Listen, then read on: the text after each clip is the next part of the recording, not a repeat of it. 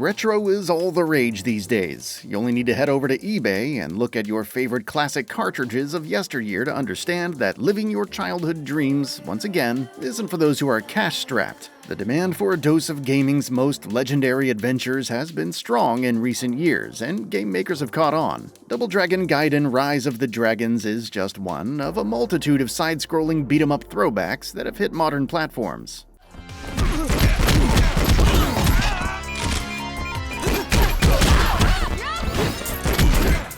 While it is legitimately a new entry in the franchise and not a port of a classic title, it seeks to recapture the magic of this classic but largely dormant franchise. Sure, there have been modern releases, like 2017's Double Dragon 4, but you'd be kidding yourself if you thought these were even as remotely impactful as the arcade, 8-bit, and 16-bit eras of gaming. Double Dragon Gaiden's primary objective is to honor the tradition of classic arcade-style beat-em-ups. With that said, Gaiden has a distinctly different aesthetic from its predecessors, opting for a far more exaggerated cartoony approach, with characters' heads that are nearly the same size as their bodies. The pixelated design is fun, but hardly distinguishable from other modern pixelated side-scrollers.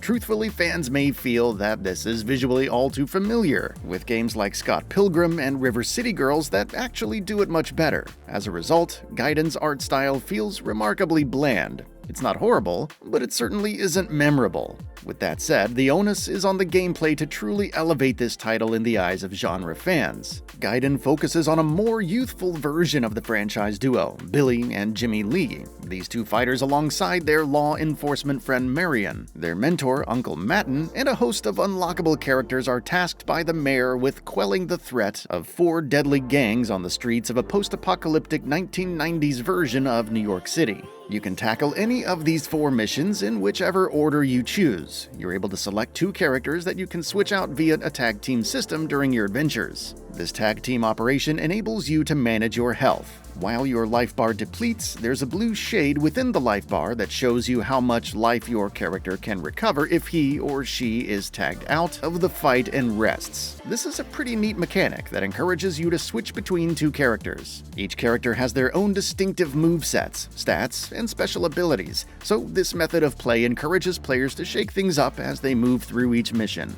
The combat is the button-mashing extravaganza that you would expect from a beat-em-up. However, with an incredible showing from modern beat-em-ups like Streets of Rage 4, game development has improved on this classic mode of play by offering each fighter in these games more options than a simple single or dual button smash. However, in this regard, Gaiden feels hollow, not fully embracing this expansion as seen by its siblings within the genre. You can grapple enemies with one button while punching and kicking with another. A third button performs special moves with a few variations depending on which direction you're using during the action. But this seems to be the extent of the combat aside from picking up weapons. Playing as Uncle Matten or Marion act as an easy mode of sorts, as Matten delivers heavy damage with each punch and Marion's primary action is a firearm, enabling her to attack most enemies from a distance without getting in harm's way. When you create your tag team partnership, you can mix and match between the martial arts, brawler, and shooter playtypes. But seriously, Marion really makes things dull and rather breezy with her overpowered attack situation. Her big special maneuver is a rocket launcher, which has a wide splash damage spread and instantly knocks out casual enemies. This makes it supremely easy for her to obtain crowd control bonuses, which we'll get into in a minute. All of this is to say that the fighters themselves aren't balanced, which very well may be an intentional move on the developer's part for the sake of added difficulty options.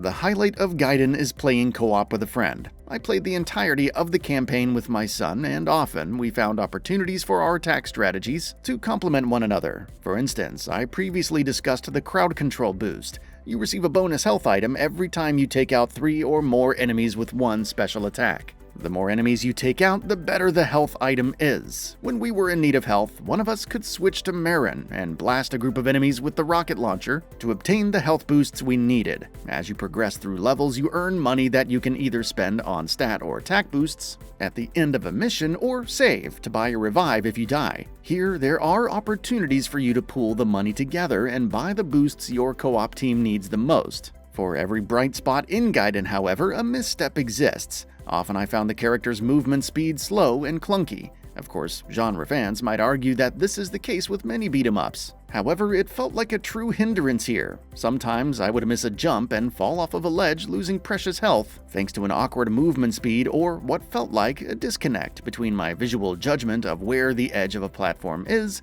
versus where the ledge would actually end underneath my feet. Additionally, some common enemy combos felt entirely unfair. For instance, if you get caught in a hail of bullets by one enemy that carries a pistol, the final shot could knock you back off of a cliff if you're next to one. That entire string of damage would take more than half of your life if you find yourself in that unlucky position.